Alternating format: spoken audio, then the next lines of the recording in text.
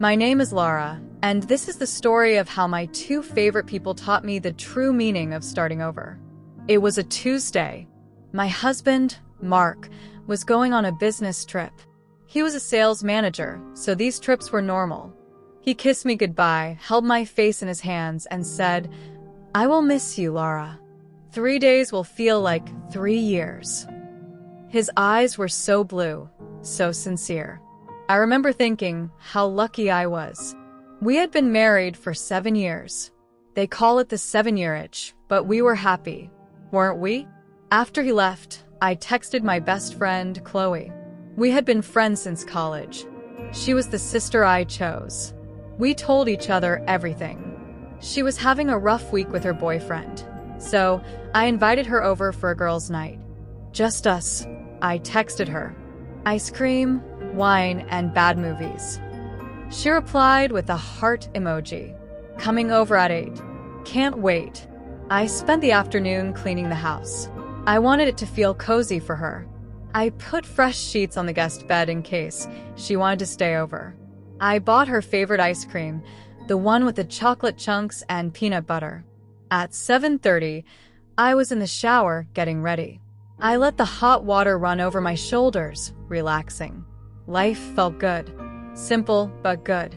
Then I heard the doorbell ring. I thought, oh, she's early. That's not like Chloe. I wrapped a towel around myself, dripping water on the floor, and rushed to the door. I opened it with a big smile, ready to hug her. But it wasn't Chloe. It was a delivery man with a huge bouquet of flowers. They were stunning.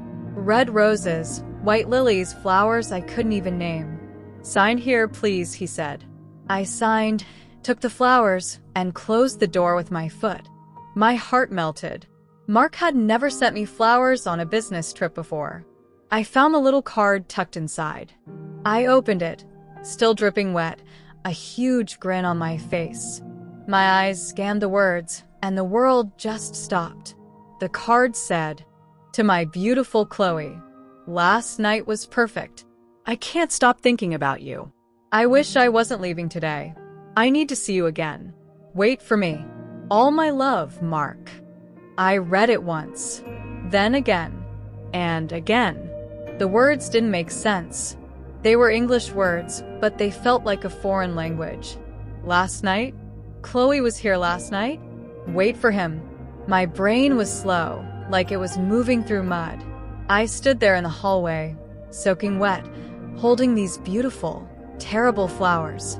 Then I remembered my phone was on the kitchen counter.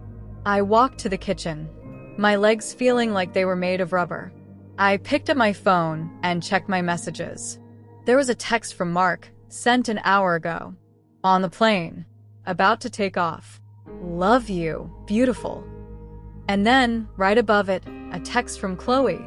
"Coming over at 8. Can't wait." It was like a puzzle clicking into place, but the picture it made was a nightmare. The flowers weren't for me. They were for her. He had sent them to our house, our address, because that's where Chloe was coming. He didn't know she was coming to see me. He thought she was coming to see him. I didn't have time to process it. At exactly 8 o'clock, the doorbell rang again.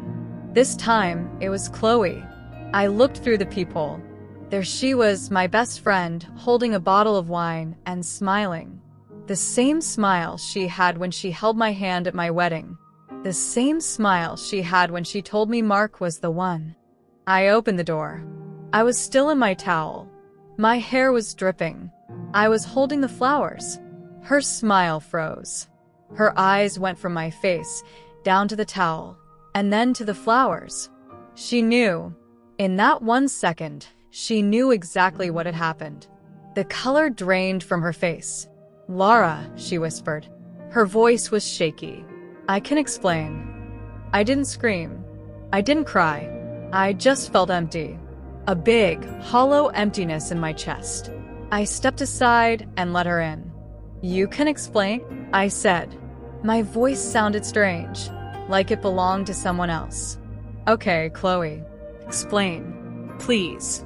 Explain why my husband sent you flowers saying last night was perfect." She sat on the couch, putting the wine bottle on the floor. She started to cry. It was a mistake, she sobbed. It happened once. Just once. He was upset about work, I was upset about my boyfriend. We talked, and one thing led to another. It meant nothing. It was a terrible mistake. I citerte her. A mistake? You slept with my husband, and it was a mistake? Like you accidentally took the wrong coat? Like you put salt in the coffee instead of sugar? Lara, please. How long? I asked. How long has this been going on? She looked at the floor. A few months. A few months. Not one night. Months of lies. Months of her laughing with me, shopping with me, telling me she loved me, while she was sleeping with my husband. I felt like I was going to be sick. I walked to the kitchen and grabbed a glass. I filled it with water. My hands were shaking so badly, water splashed everywhere. I drank it slowly. Chloe just sat on the couch, crying. I didn't feel sorry for her. I felt nothing for her. You need to leave, I said quietly. Lara, let's talk about this. Don't do anything rash. Leave, Chloe. Take the flowers. They're for you anyway. She didn't take the flowers. She just grabbed her purse and walked out. The door clicked shut behind her, and then I was alone. The silence in the house was so loud it hurt. I sat on the floor, right there in the hallway, in my wet towel, and I finally cried. I cried for the love I thought I had. I cried for the friend I lost. But mostly, I cried for myself. For the stupid, trusting woman who believed in fairy tales. That night, I didn't sleep. I just sat there, watching the clock. At 6 a.m., I called my brother, Jake. He was the only person I could trust. Lara, it's early. What's wrong? He said, his voice thick with sleep. Jake, I need you to come over. And I need you to bring your truck. He was at my door in 30 minutes. He lived across town. When he saw my face, he didn't ask questions. He just hugged me. A big, strong bear hug. And for the first time since I read that card, I felt a little bit safe. What do you need? He asked. I need you to help me move Mark's stuff out of the house. All of it. I want it gone before he gets back tomorrow. Jake didn't hesitate. Okay, let's do it. We spent the whole day working. We packed his clothes, his books, his stupid collection of vintage video games, his golf clubs. Everything. We put it all in Jake's truck. When we were done, the house felt different. Lighter. It was my house again. Where are we taking it? Jake asked. To his mom's house, I said. She lives an hour away. We'll drop it off there. I already called her. I told her everything. She's not happy with her son right now. Mark's mom, Susan, was a wonderful woman. She was always kind to me. When we arrived, she was waiting on the porch. She hugged me tight. I am so sorry, Lara, she whispered. I didn't raise him to be like this. It's not your fault, Susan. We unloaded the truck into her garage. I left the keys to his car on top of his suitcases. Then Jake and I drove back to my house. I was exhausted, physically and emotionally. But I also felt a strange sense of peace. I had done something. I had taken control. The next day, Mark came home. He walked in the door with a smile, probably expecting a hug. But the house was empty. No pictures of us on the walls. No shoes by the door. Just me, sitting on the couch, waiting. Lara, what's going on? Where is my stuff? He asked, confused. Sit down, Mark, I said calmly. He sat, a worried look on his face. I know about you and Chloe, I said. I got the flowers you sent her. His face went white. He opened his mouth, then closed it. He looked like a fish out of water. Lara, I can explain. It was nothing. It was just, I was stupid. I love you. Only you. I held up my hand to stop him. Please don't. Don't insult my intelligence by lying to me now. Your stuff is at your mom's house. Your car keys are there too. I want a divorce. But Lara, 7 years. We've been together for 7 years. You're just going to throw that away. You threw it away, Mark. Not me. You threw it away the first time you touched her. He tried to argue. He tried to cry. He tried to get angry. But I just sat there, calm and quiet. I had cried all my tears the night before. Now, I had nothing left for him. Finally, he realized it was over. He stood up, walked to the door, and looked back at me. "I'm sorry, Laura," he said. And then he was gone. The next few weeks were a blur. The divorce was quick. Mark didn't fight it. I think he was too ashamed. Chloe tried to call me 100 times. She sent long texts, begging for forgiveness.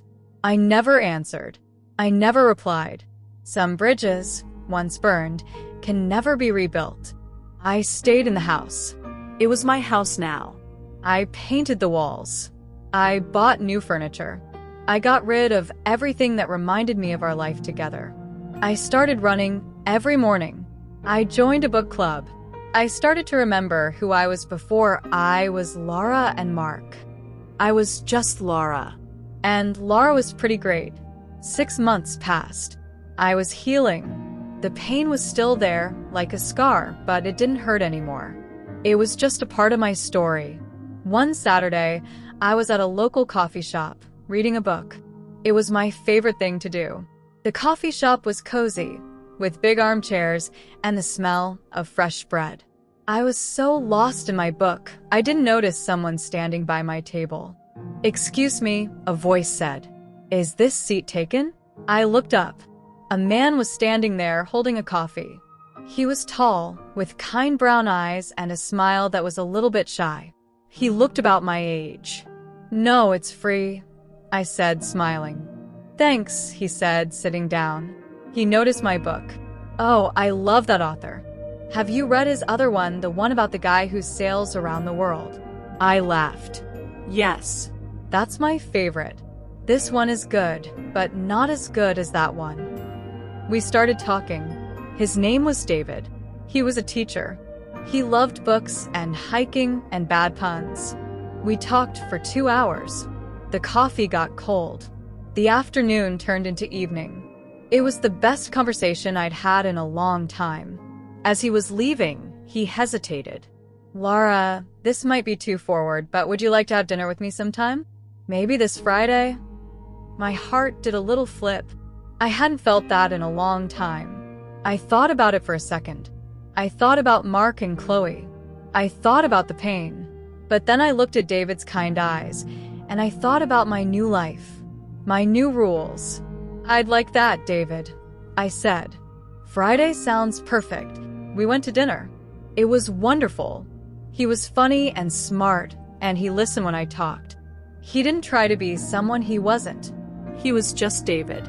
We started seeing each other regularly. We went for hikes. We went to bookstores. We cooked dinner together at his apartment or mine.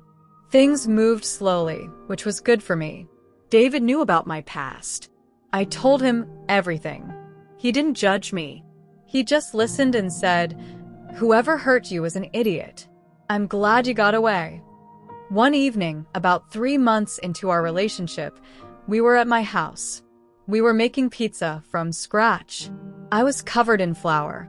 David was trying to toss the dough in the air like they do in restaurants. It landed on his head. We were both laughing so hard, we couldn't breathe. And in that moment, I realized something. I was truly, deeply happy. It wasn't the frantic, desperate happiness I had with Mark in the beginning. It was a quiet, steady, peaceful happiness. It felt like home. The doorbell rang. I was still laughing, wiping tears from my eyes. "I'll get it," I said. I opened the door, still smiling, and my smile froze. It was Chloe. She looked terrible. Her hair was a mess. Her eyes were red and puffy. She looked thin and tired. "Laura, please," she begged.